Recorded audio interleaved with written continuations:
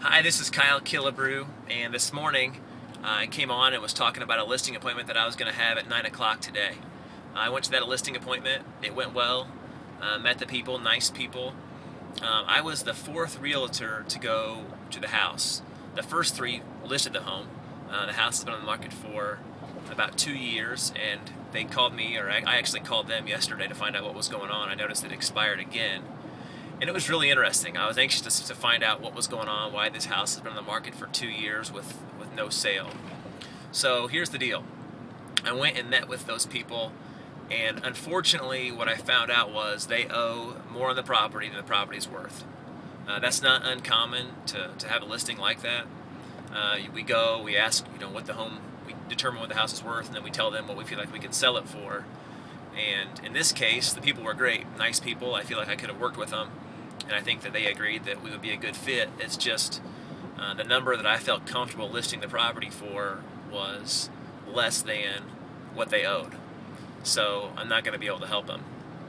So in a situation like that, that's not uncommon. In a situation like that, they have three choices.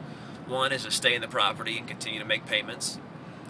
The only issue with that one is it takes a long time. I mean, it's going to take, it could take 5 to 10 years to pay it down enough to where it actually starts to make sense and it's going to be affordable for them to sell.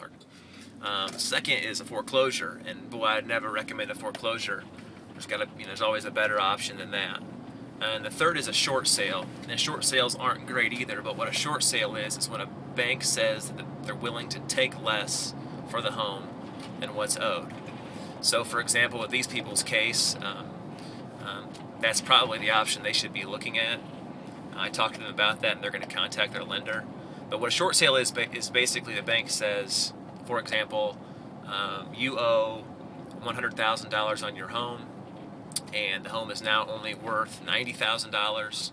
The bank is willing to take less than what's owed for the property. It's not a good situation, but the bank doesn't want the foreclosure, and the seller doesn't want the foreclosure. So sometimes that's the best option. So I talked to them about that, but here's my suggestion after this appointment that I think it's important for my clients and friends to know. Be very cautious about a second mortgage.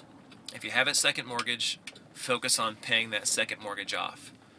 With interest rates like they are today, it may be a good time to consider refinancing and putting the first and the second mortgage together and just really focusing on paying that thing down.